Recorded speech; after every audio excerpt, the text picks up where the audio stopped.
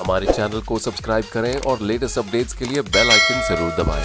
आज के इस एपिसोड में हम बात करेंगे कि कोविड-19 के ट्रीटमेंट को लेकर प्राइवेट हॉस्पिटल्स पेशेंट्स को कितना चार्ज कर रहे हैं। आप तो जानते ही होंगे कि पिछले एक साल से ये उधम मचा हुआ है कि प्राइवेट हॉस्पिटल्स कोविड-19 के ट्रीटमेंट के नाम पर लूटमार कर रहे हैं। अगर आप गूगल पर जाकर गूगल करें कि कितना पैसा खर्च होगा कोविड-19 के ट्रीटमेंट पर, तो आपको बहुत सारी न्यूज़पेपर रिपोर्ट्स, बहुत सारी मीडिया रिपोर्ट्स देश भर से मिलेंगी, जहां आपको क्लियरली समझ में आएगा कि कोविड-19 के ट्रीटमेंट पर के नाम पर कितना लाखों का रुपया ये हॉस्पिटल्स पेशेंट से वसूल कर रहे हैं। एक तरफ तो डॉक्टर्स, नर्सेस और फ्रंटलाइन वर्कर्स बहुत मेहनत कर रहे हैं पेशेंट्स को ठीक करने में। बिल्कुल हम इनके शुक्रगुजार हैं, इस मामले में कोई डिस्प्यूट नहीं है कि सेल्फलेस सर्विस जिसे आप कहेंगे वो ये डॉक्टर्स, नर्सेस और दूसरे हेल्थ वर्कर्स, फ्रंटलाइन वर्कर्स कर रहे हैं। लेकिन वहीं दूसरी तरफ ये जो प्राइवेट हॉस्पिटल्स हैं जहां आप जाकर दाखिला लेते हैं, जहां एडमिट होते हैं, वहां पर यही ट्रीटमेंट के नाम पर लाखों का रुपया आपसे वसूल किया जा रहा है। तो आज के इस एपिसोड में मैं आपको कुछ इसके बारे में डिटेल्स बताऊंगा कि प्राइवेट हॉस्पिटल्स कितना पैसा ले रहे हैं, ताकि आपको ये माइंड में बिल्कुल क्लियर हो जाए कि आपको किस तरह फाइनेंशियली प्रिपेयर्ड रहना होगा, तैयार रहना होगा अगर हॉस्पिटल में दाखिल होना पड़े तो मेडिकल प्लानिंग के अलावा आपको बहुत अच्छी फाइनेंशियल प्लानिंग भी करना है। इसके अलावा हम बात करेंगे गवर्नमेंट का क्या रोल है, क्या रोल गवर्नमेंट निभा रही है इन प्राइवेट हॉस्पिटल्स को रेगुलेट करने के लिए, इनके प्राइसेस कैप करने के लिए। क्या गवर्नमेंट जाकर हॉस्पिटल्स में ऑडिट कर रही हैं, देख रही हैं कि प्राइवेट हॉस्पिटल्स कैसे कितना चार्ज कर रहे हैं, ये सारी बातें। लेकिन अगर आपने अब तक मेरे चैनल को सब्सक्राइब नहीं किया है तो आपसे रिक्वेस्ट है कि मेरे वीडियो के नीचे दिए गए सब्सक्राइब और बेल आइकन को एक बार ज़रूर दबा दें और मेरा ये वीडियो सारे कॉन्टैक्ट्स के साथ आपके ज़रूर शेयर करें। हम शुरू करते हैं इससे कि स्टेट गवर्नमेंट, जो गवर्नमेंट ऑफ तेलंगाना है, इन्होंने पिछले साल जून 2020 में एक गवर्नमेंट ऑर्डर पास किया था प्राइसेस कैप करते हुए कि प्राइवेट हॉस्पिटल्स को कितना चार्ज करना चाहिए। एक बार हम नज़र डालते हैं इस गवर्नमेंट ऑर्डर पर। स्क्रीन पर नज़र आ रहा है गवर्नमेंट ऑफ तेलंगाना का एक गवर्नमेंट ऑर्डर जिसका नंबर है GO 248। ये देखिए डेटेड है 15 जून 2020 और इस ऑर्डर में क्या लिखा है, गवर्नमेंट कहती है कि ये प्राइसेस आपको जो टेबल में नज़र आ रहे हैं ये विथ इमीडिएट इफेक्ट एप्लीकेबल है। प्राइवेट हॉस्पिटल्स को इन प्राइसेस के मुताबिक चलना होगा और इन प्राइवेट हॉस्पिटल्स को अपने प्रीमाइसेस में इन रेट्स को डिस्प्ले करना होगा और इसी के मुताबिक बिलिंग भी करना होगा। तो यहाँ पे देखिए बताया है package rate in INR per day, that is Indian rupees, क्या इंक्लूडेड है और क्या एक्सक्लूडेड है। तो मोटा मोटा मैं आपको बता देता हूँ। Charges for routine ward isolation, कि चार्जेस फॉर रूटीन जो एक रेगुलर वार्ड होता है प्लस आइसोलेशन, ये दोनों को मिलाकर 4,000 रुपये चार्ज कर सकते हैं मैक्सिमम एक दिन के। This includes monitoring and investigations like CBC, urine routine, HIV spot, anti-HCV वगैरह वगैरह, ये सारे कई डिटेल्स इसमें मेंशन किए हैं। और फिर charges for ICU without ventilator isolation, कि अगर ICU में किसी पेशेंट को दाखिल होना पड़ता है तो वो ज़्यादा से ज़्यादा मैक्सिमम 7,500 चार्ज कर सकते हैं। और तीसरा charges for ICU with ventilator plus isolation, इस पे आप मैक्सिमम हॉस्पिटल्स 9,000 रुपया चार्ज कर सकते हैं।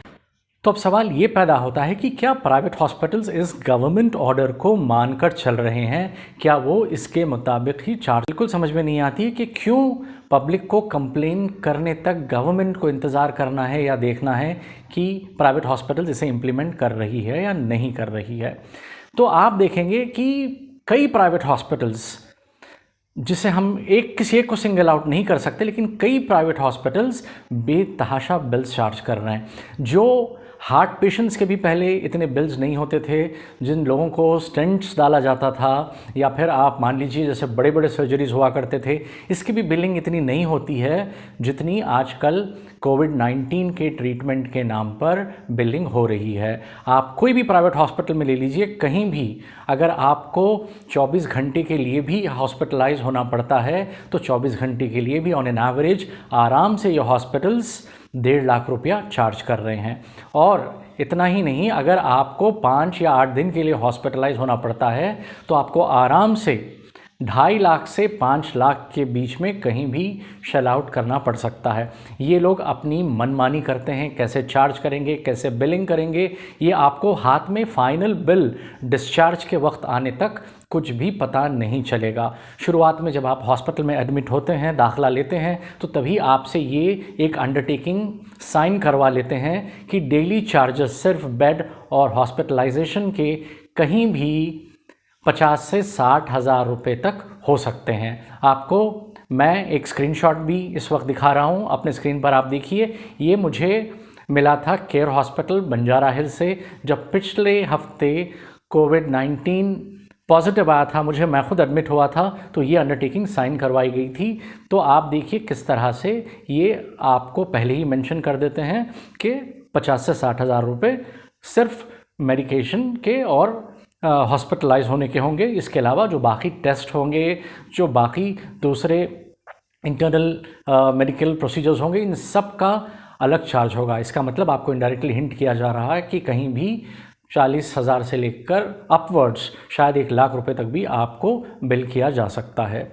तो ये यहाँ आपको मैं अब ये भी बता दूं कि बिलिंग किस तरह किया गया था। मैं अपना यूनिक एक्सपीरियंस आपके साथ शेयर कर रहा हूँ। ये कोई सुनी सुनाई बात नहीं है, ये मेरे अपने ट्रीटमेंट के बिल से मैं आपको बता रहा हूँ कि किस तरह हॉस्पिटल्स आपको बिल करेंगे। इसलिए एक नज़र डालते हैं बिल ब्रेकअप पर, ताकि आपको समझ में आए कि हॉस्पिटलाइजेशन के बाद आपको क्या एक्सपेक्ट करना है।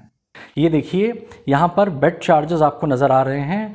थोड़ी देर पहले ही मैंने आपको गवर्नमेंट ऑर्डर दिखाया कि किस तरह से गवर्नमेंट ने कैप कर दिए हैं bed charges plus isolation charges. लेकिन यहाँ देखिए इन्होंने चार्ज किए बेड चार्जेस सेमी प्राइवेट यानी ये शेयरिंग होता है, एक एक्सक्लूसिव वार्ड नहीं होता है। इसके लिए 4,400 और फिर आइसोलेशन चार्जेस 2,000, यानी कि 6,600 रुपये चार्ज किए, जिसका टोटल हुआ 44,800 रुपीज़। 7 दिन के हॉस्पिटलाइजेशन के लिए 50,000 रुपये चार्ज कर लिए। इसके अलावा ये छोटे मोटे इमरजेंसी मेडिसिन मैं आपको पढ़ के नहीं सुना रहा हूँ, लेकिन इंटरनल मेडिसिन कंसल्टेशन, यहाँ पर डॉक्टर जहाँ मुझे एक मरतबा आकर देखा करते थे मॉर्निंग एज अ रूटीन, वहाँ पर बिल में आप देखिए एक दिन में 2 मरतबा बिल किया गया है। ईच विजिट का 610 रुपीज़, यानी एक दिन में इंटरनल मेडिसिन कंसल्टेशन डॉक्टर के चार्जेस 1220 रुपये दिखाए गए हैं। जस्ट इमेजिन कीजिए कि आपको एक दिन में डॉक्टर की फ़ी, कंसल्टेशन फ़ी 1220 रुपये पे करना है, और दिन में 2 बार कंसल्टेशन दिखाकर लिया गया है, जबकि डॉक्टर मेरे पास सिर्फ एक मरतबा आकर देखा करते थे। उसके नीचे देखिए आप स्क्रीनशॉट पर फिजियोथेरेपी एंड रिहैबिलिटेशन, जिसमें 4,740 यानी ऑलमोस्ट 5,000 रुपीज़ चार्ज किए गए हैं। थेरेपेटिक एक्सरसाइजेज और चेस्ट फिजियोथेरेपी के नाम पे ये कुछ नहीं, आपको एक बार दिखाते हैं कि बिस्तर पर किस तरह औंधे लेटकर सांस लेना है ताकि सांस लेने में आसानी हो। ये एक बार दिखाकर गए थे, और फिर यहाँ पर देखिए आप 11 तारीख, 12 तारीख, 13 तारीख दिन में 2 बार दिखाकर चेस्ट फिजियोथेरेपी अलग, थेरेपेटिक एक्सरसाइजेस अलग दिखाकर 5 दिन में 5,000 रुपये चार्ज कर लिए। जब मैंने फाइनेंशियल कंट्रोल सेंटर से ये सवाल किया कि आप कैसे इंटरनल मेडिसिन कंसल्टेशन को 2 बार चार्ज कर सकते हैं और फिजियोथेरेपी एंड रिहैबिलिटेशन को इस तरह आप 5,000 चार्ज कर लेंगे, जबकि आपने सिर्फ एक बार मुझे आकर दिखाया था कि कैसे सांस लेना है, तो फाइनेंशियल कंट्रोलर ने कहा कि हमारा एक MOU है इंश्योरेंस कंपनी के साथ, क्योंकि आपका कैशलेस इंश्योरेंस है, तो हमारा एक तरीका होता है बिलिंग करने का, हम उस तरीके से कर रहे हैं। हम इंश्योरेंस कंपनी के साथ जो MOU है, तो ये क्या मेमोरेंडम ऑफ अंडरस्टैंडिंग है इनका, मैं नहीं जानता, कि जहाँ पर ये दिन में इस तरह दिन भर की बिलिंग इस तरह लूटेंगे, एक बार दिखाकर इतना सारा पैसा लेंगे। बेड साइड प्रोसीजर्स दिखाया जा रहा है यहाँ पर। बेड साइड प्रोसीजर्स 17,870, जहाँ पर ऑक्सीजन दिन में 3 लीटर्स दिया जाता था, वो यहाँ पर दिखा रहा है पर लीटर 4030। ऑफ कोर्स अब तो बहुत शॉर्टेज भी चल रहा है ऑक्सीजन का। अब मुझे पता नहीं कि कितना चार्ज कर रहे हैं, कितना महंगा हो गया होगा इस हफ्ते ऑक्सीजन के लिए, लोग तरस रहे हैं, बहुत सारी प्रॉब्लम्स है। तो अब ये पुरानी कहानी हो गई। Blood bank, lab investigation services, haematology, biochemistry, ये सारे अगर आप जितने टेस्ट यहाँ पर दिखाए गए हैं आप अगर देखें तो यहाँ देखिए टोटल 48,460 तो सिर्फ बायोकेमिस्ट्री का है। हेमाटोलॉजी और लैब इन्वेस्टिगेशन सर्विसेज अलग है। जो इतने चार्जेस यहाँ पे लिए गए हैं, अगर आप ये टेस्ट बाहर करवाते तो आई एम श्योर इसके जो चार्जेस यहाँ हैं इसके 50% चार्जेस में आपके सारे इन्वेस्टिगेशंस हो जाते। फिर माइक्रोबायोलॉजी 10,000 रुपये, 9,110। नॉन इन्वेसिव इन्वेस्टिगेशन एक छोटा अमाउंट है 580। Non medical expenses 2,500 almost charge कर लिए हैं, just administrative charges and medical record. Miscellaneous services ये आप देखें तो यहाँ पर सेकेंड पेज पे नेक्स्ट कंटिन्यू हो रहा है। मेसिलेनियस सर्विसेज में ward material, insurance, document and facilitation, biomedical waste charges के नाम पर 10,000 रुपये कलेक्ट कर लिए गए हैं, जबकि एक पेशेंट का इतना कुछ भी बायोमेडिकल वेस्ट नहीं होता है, लेकिन बेतहाशा बिलिंग की जाती है। देन न्यूट्रिशनल असेसमेंट, ये आपको एक डाइटरी एडवाइस एक बार मिलेगी, उसके 440 लिए। और उसके बाद जो सबसे ज़्यादा इन्फ्लेटेड बिलिंग मुझे पर्सनली लगी वो है मटीरियल्स। ये देखिए जो जनरल इस्तेमाल की चीज़ें हैं वो जिसमें पीपी भी इंक्लूडेड है, सर्जन गाउन भी इंक्लूडेड है। अगर आप ब्रेकअप देखेंगे, एक एक प्राइस आप देखिए स्क्रीन पर, एक पीपीई किट का 4,102 रुपया चार्ज किया गया है, यानी कि तकरीबन 5,000 रुपये पीपीई किट के लिए। उस फ्लोर पे जहाँ पे आपको आइसोलेट रखा जाता है, जहाँ जिस वार्ड में रखा जाता है, वो एक्सक्लूसिवली आपको देखने नहीं आते हैं, सभी पेशेंट्स के लिए होता है। तो वो कोई 1 या 2 स्टाफ मेंबर जो पीपीई किट पहनकर आपके पास अटेंड करने 2-3 बार दिन में आते हैं, लेकिन हर पेशेंट को इस तरह 5-5 हज़ार रुपया चार्ज किया जाता है। और अगर आप देखें तो ये 3 पेज मटेरियल्स चार्ज किया गया है, जिसकी टोटल बिलिंग का कॉस्ट है 38,094, यानी कि 38,000 रुपीज़ सिर्फ मटेरियल्स पे चार्ज किए गए हैं। देन ड्रग्स यानी जो आपको मेडिसिन और इंजेक्शंस दिए जाते हैं, ये इसमें भी जो 7 डेज़ का मेरा हॉस्पिटलाइजेशन था इसका 27,051 रुपीज़ चार्ज किया गया है। और इस तरह से 7 डेज़ का टोटल बिल अमाउंट हुआ 2,30,000, जिसमें ये क्योंकि मेरा हेल्थ इंश्योरेंस था तो मेरी लिमिट के मुताबिक मैंने पहले इंस्ट्रक्शंस दे दिए थे कि वो चाहे वार्ड हो या जो भी हो एक्सपेंसेस होंगे, ये मेरी परमिटेड लिमिट के अंदर होना चाहिए, इससे बाहर नहीं होना चाहिए। तो मुझे बार बार इंसिस्ट करने के बाद मेरा बिल यहाँ तक आया, पार्शली अप्रूव किया और पार्शली फिर मुझे कैश में पे करना पड़ा। और आखिर में जब मैंने हॉस्पिटल को इंसिस्ट किया कि वो चार्जेस जो है बहुत एग्जॉर्बिडेंट है, आपने मेरे सारा इंश्योरेंस का पैसा ले लिया जितना था, अब मैं बाकी साल में कैसा कवर होऊंगा मैं नहीं जानता।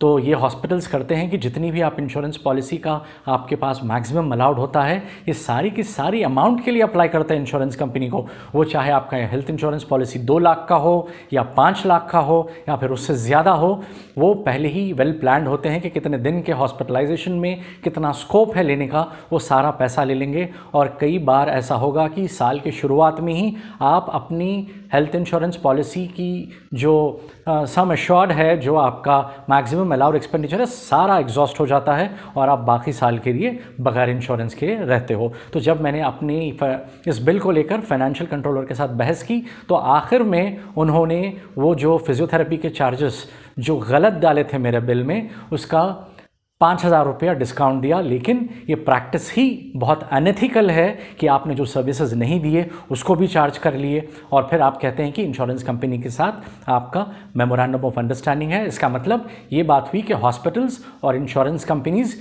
ये दोनों एक नेक्सस बनाए हुए हैं, एक तरह से एकजुट होकर काम कर रहे हैं कि किस तरह पेशेंट्स का जो इंश्योरेंस है वो सारा पैसा लेना है। अब ये तो छोड़िए, वो लोग जिसके पास इंश्योरेंसेस नहीं हैं, जो कैश पे करते हैं, अंदाज़ा लगाइए कि उनकी क्या हालत होगी। मेरे फ्रेंड्स ने कहा कि भाई मेरा तो बहुत कम बिल आया, लेकिन दूसरों ने तो बहुत हाई बिल्स पे किए। 7 दिन के हॉस्पिटलाइजेशन के लिए कई लोगों ने 5 लाख तक पे किया और वो लोग जिसका कोविड-19 बहुत सीवियर था, जो वेंटिलेटर पर थे, उनका तो तकरीबन दिन का 1 लाख रुपया चार्ज किया जा रहा है। तो खुदा न खास्ता अगर किसी को वेंटिलेटर पर जाना पड़े तो उनको तो मैं आपको बताऊं कि डेली 1 लाख रुपया पे करने के लिए तैयार रहना पड़ेगा। अब बात करते हैं कि गवर्नमेंट की क्या दखलंदाजी है इसमें, क्या गवर्नमेंट इसको कंट्रोल करने की कोशिश कर रही है, क्या कुछ कैप लगाया है या टोटली इसको अबंडन कर दिया है। इस एपिसोड के शुरुआत में ही मैंने आपको एक गवर्नमेंट ऑर्डर की कॉपी दिखाई और आपको बताया कि गवर्नमेंट ने क्या फंड्स कैप किए हैं, लेकिन गवर्नमेंट ने ऑलमोस्ट इसको अबंडन कर दिया है। ये ऑडिट नहीं करते हैं। अगर ये ऑडिट करते तो बताइए मुझे इतने बिल्स कैसे आते। लेकिन इस प्रॉब्लम को कॉम्बैट करने के लिए गवर्नमेंट कोई सीरियस एफर्ट्स नहीं डाल रही है। हेल्थ मिनिस्ट्री ने एक व्हाट्सएप नंबर लॉन्च किया है जहां पर आप प्राइवेट हॉस्पिटल्स की जो इन्फ्लेटेड बिलिंग है इसके खिलाफ कंप्लेन कर सकते हैं, जो इस वक्त मेरे स्क्रीन पर आपको नंबर नज़र आ रहा है, लेकिन मुझे तो इस नंबर से कोई रिस्पांस आज तक भी नहीं मिला। इसके अलावा एक टोल फ्री नंबर है, ये जो मेरे स्क्रीन पर आपको नज़र आ रहा है, और कुछ और कंट्रोल रूम नंबर्स गवर्नमेंट ने दिए हैं, लेकिन ये नंबर्स सिर्फ लिमिटेड यूज़ के लिए काम आते हैं। आप कॉल कीजिए इनसे इन्फॉर्मेशन लेने के लिए तो आपको ज़्यादा से ज़्यादा वो इतना ही बता पाएंगे कि स्टेट गवर्नमेंट हॉस्पिटल्स वो कौन से हैं जहां पर कोविड-19 पेशेंट्स को ट्रीट किया जा रहा है, आइसोलेशन सेंटर्स कहां पे हैं जहां गवर्नमेंट ऑफ तेलंगाना पेशेंट्स को ट्रीट कर रही है, लेकिन इसके बियॉन्ड वो आपकी बिल्कुल मदद नहीं कर पाएंगे। तो ऐसा क्यों है कि चीफ मिनिस्टर ने और स्टेट गवर्नमेंट ने एक ऑर्डर तो पास कर दिया है, लेकिन उसको एग्जीक्यूट करने में इतनी कोताही कर रहे हैं। कोई हेल्पलाइन नंबर्स नहीं दिए हैं जहां पे लोगों को इंस्टेंट मदद मिल सके। तो गवर्नमेंट को आगे आना होगा और ऐसे हेल्पलाइन नंबर्स लॉन्च करने होंगे जहां पर पेशेंट्स मदद मांग सकते हैं। कोई हॉस्पिटलाइज हुआ और उसने रियलाइज़ किया कि उसकी बहुत ज़्यादा बिलिंग की गई है प्राइवेट हॉस्पिटल में जो नामुनासिब है, तो फिर पब्लिक किसको कॉल करें, कौन से नंबर्स पे कॉल करें, इस पर कोई क्लैरिटी नहीं है। जो नंबर्स अवेलेबल हैं उसमें कुछ नंबर्स काम नहीं कर रहे हैं, कुछ नंबर्स हमेशा एंगेज रहेंगे, आपको मिलेंगे नहीं, और जो कुछ नंबर्स एक दो मिल भी जाएं तो आपको वो ज़्यादा इन्फॉर्मेशन नहीं दे पाएंगे। अब बारी आती है फाइनेंशियल प्रिपरेशन की। तो मैं आपको एक बात बता दूं कि जो लोग हेल्थ इंश्योरेंस पॉलिसीज़ नहीं परचेस करते हैं, मैं आपको बहुत ही स्ट्रांगली रिकमेंड करूंगा कि आप health insurance policies definitely purchase करें। आपकी हेल्थ इंश्योरेंस पॉलिसीज़ को कम से कम 5 से 10 लाख के बीच में होना चाहिए, और अगर आप यंग एज में ही ऐसे पॉलिसीज़ ले लेते हैं तो आपको बहुत कम प्रीमियम में मिल जाएंगे। और एक बहुत अहम बात कि दूसरे लोग जो ऑलरेडी हेल्थ इंश्योरेंस पॉलिसीज़ रखते हैं, कई लोग इस गलतफहमी में हैं कि वो कोविड-19 को कवर नहीं करता है। तो ये बात जान लीजिए कि by default her health insurance policy जिस किसी कंपनी की आपके पास हो, वो चाहे ग्रुप इंश्योरेंस हो, वो चाहे इंडिविजुअल इंश्योरेंस पॉलिसीज़ हो, ये सारे पॉलिसीज़ को IRDA insurance regulatory development authority ने एक स्टैंडर्ड इंस्ट्रक्शन दिया है सारी इंश्योरेंस कंपनीज़ को कि वो डिफ़ॉल्ट कोविड-19 को कवर करें, उसके क्लेम्स को ऑनर करें। तो आप इस गलतफहमी में मत रहिए कि आपके जो एग्जिस्टिंग इंश्योरेंस पॉलिसीज़ है वो कोविड-19 को कवर नहीं करते हैं। मैं उम्मीद करता हूं आपको आज का मेरा ये वीडियो बहुत यूज़फुल लगा। मेरी आपसे रिक्वेस्ट है कि आप मेरा ये वीडियो दूसरों के साथ ज़्यादा से ज़्यादा शेयर करें, और मुझे आपके कमेंट्स का इंतज़ार रहेगा। मैं जानना चाहूँगा कि आपके एक्सपीरियंसेस, वो चाहे प्राइवेट हॉस्पिटल्स के साथ हो या फिर गवर्नमेंट हॉस्पिटल्स के साथ हो, वो कैसे रहे। मेरे वीडियो के नीचे कमेंट्स में टाइप करके हम सबके साथ ज़रूर शेयर कीजिएगा।